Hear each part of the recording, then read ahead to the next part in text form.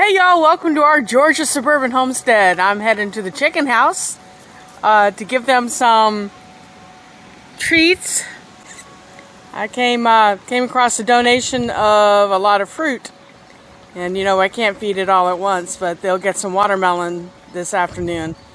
And then I'll be stepping up tomatoes and peppers as long as the weather holds out.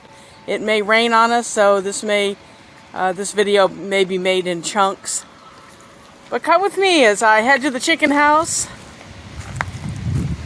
The wind's blowing quite a bit up here. We had hail a couple of nights ago and severe weather. Luckily, we were spared any tornadoes. But it's the season for the severe weather. Look here.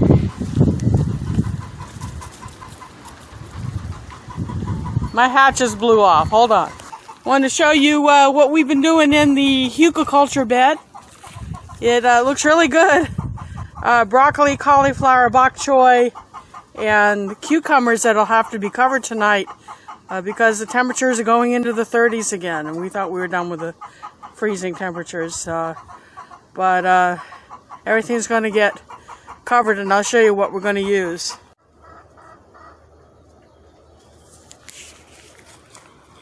Got a patch of garlic, volunteer comfrey, and if you look real close, it's blooming. Bok choy. Got some cucumbers that don't look too happy. Climbing the vine, at least one plant in the center there doesn't.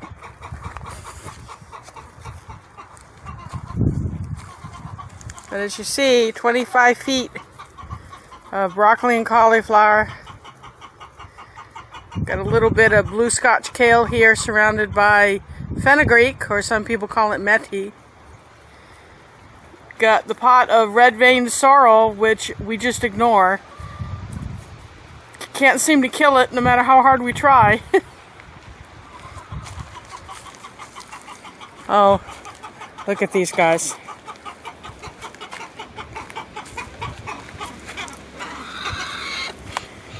Everybody out of water? Now how did you do that in all this heavy rain?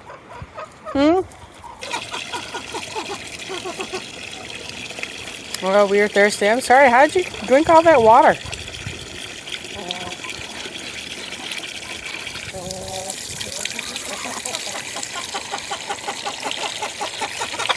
That's Thelma. That's Thelma talking to us back there. What's up, Thelma?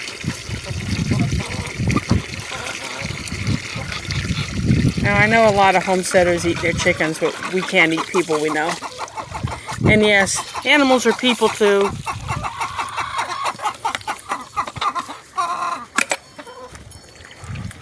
Y'all wait till y'all see what I brought you.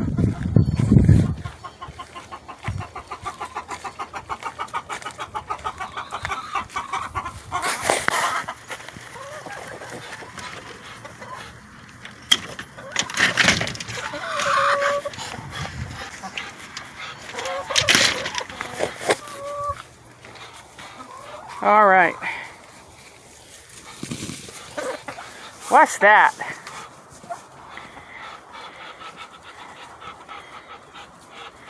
Oh, the grapes are the first to go.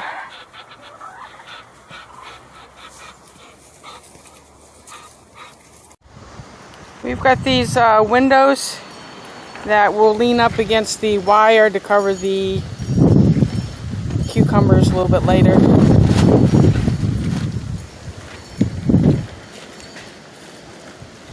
Broccoli looks like it's pretty healthy and happy.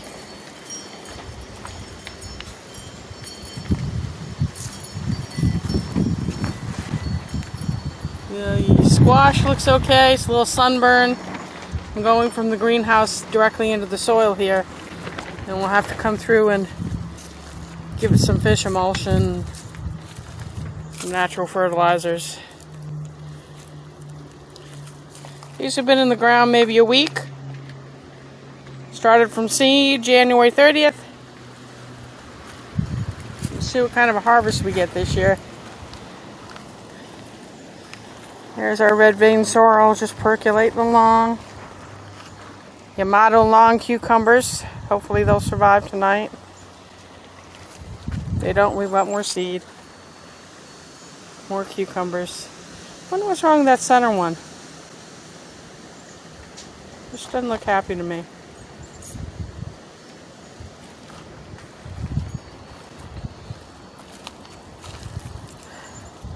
Strawberries all of a sudden died out last year mostly, but it looks like we've got a few that have come back.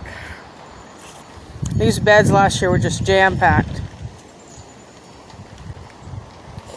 In this corner here where this empty space is where the turmeric is, and it grows to be about 6 feet tall almost with the leaves.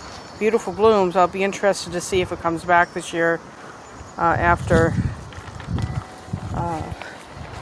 the hard freezes we had down into the teens.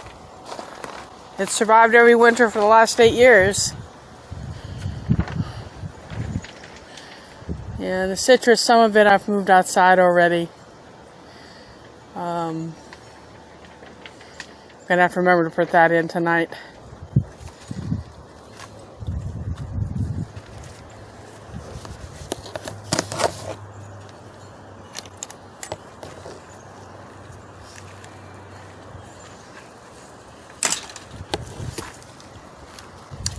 Volunteer mustard. I like volunteers.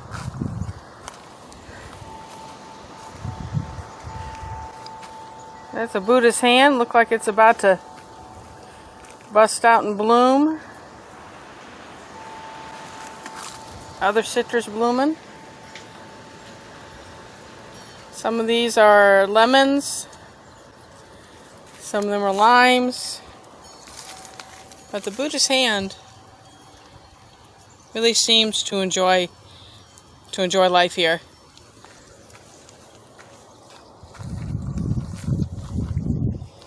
Got a pink lemonade that was blooming. Yeah, there it goes. See the bloom? That's a striped lemon with pink flesh, putting on new growth. Putting on new growth here.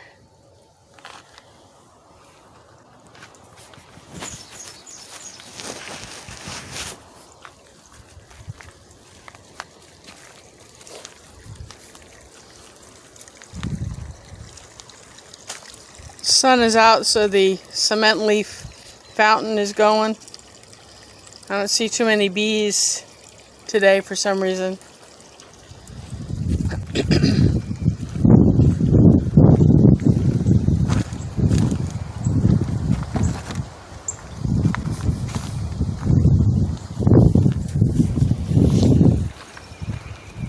Bamsy says he's ready to go in the greenhouse. He likes to go in and see if there's any rats to chase.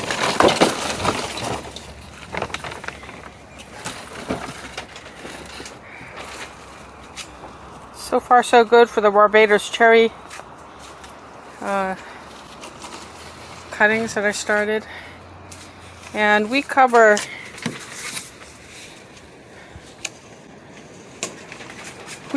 the plants at night because last year we had rats come through and eat everything. Those are more Barbados cherry cuttings we're starting. If everything takes, I'll be selling those, what is this, mid-April or end of second week of April. But I'll be selling them probably by the first week of June.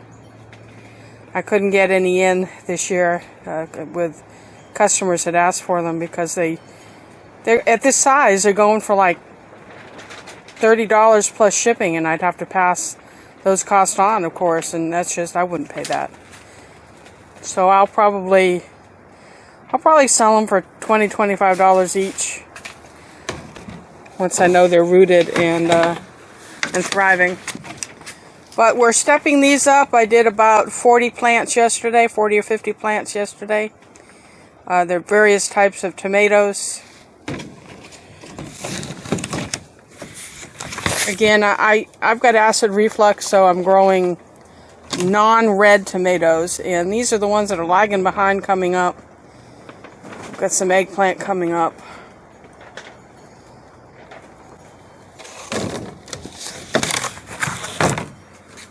Down here on the floor are curry bushes that I started cuttings from. And I understand they'll take a little bit longer to root than the Barbados cherries do.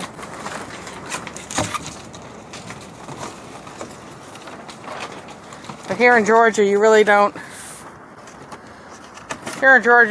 expect these tropicals to do well, here in North Georgia anyway. So if you like making curries and cook things from India, you really would like one of these plants. They do have to come in the winter. Alright, flowers. Just now coming up. I only seeded these a couple weeks ago. More basil and peppers. Again, I gotta cover everything. Look at that basil, cinnamon basil.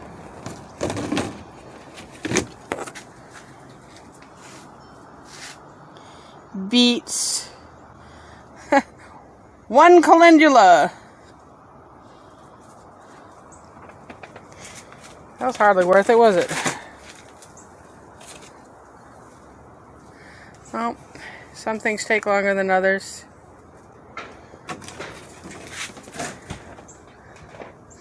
Cuban oregano starting to leaf back out. This is a very forgiving plant. I just chunk it in a tray like that and put it in the greenhouse.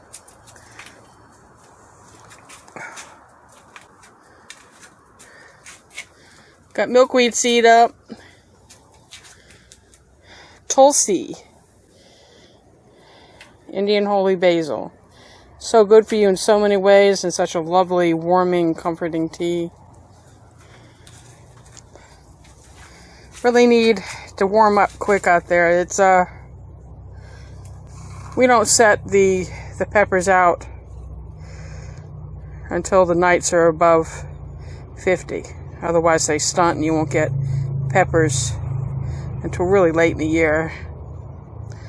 But the strawbill gardens in the front yard are one of them is designated a pepper bale. And as you see, they're ready to go. It's just the weather's not ready to let them. And these are peppers that overwintered with me, and I left the chickweed in the pot. It tells me when it's getting too dry, but we also eat chickweed. And these guys are going to look a little necrotic, but they're okay. They're just impure vermiculite, so they really need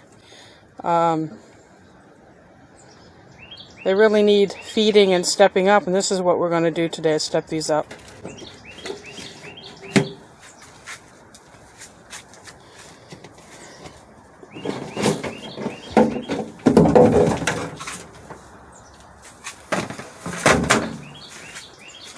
More peppers, all waiting for their turn to get potted. Oh, look. Little babies that I just seeded, about 10 days ago. Finally, some Zulu peppers. That's the sweetest bell pepper I've ever tasted. Their black peppers are wonderful. And you all who watched my seeding experimental videos, these are the peppers from those seedings. Just January 30th, it's first week of April. So how many weeks ago is that? And again, the vermiculite method that I'm using here is the best method, Jim Duffy, of refining chili peppers or whatever it is. Just Google Jim Duffy, you'll find his site, hot chili peppers. Good, reliable seeds, friendly person. It's a little pricey, but they're worth it.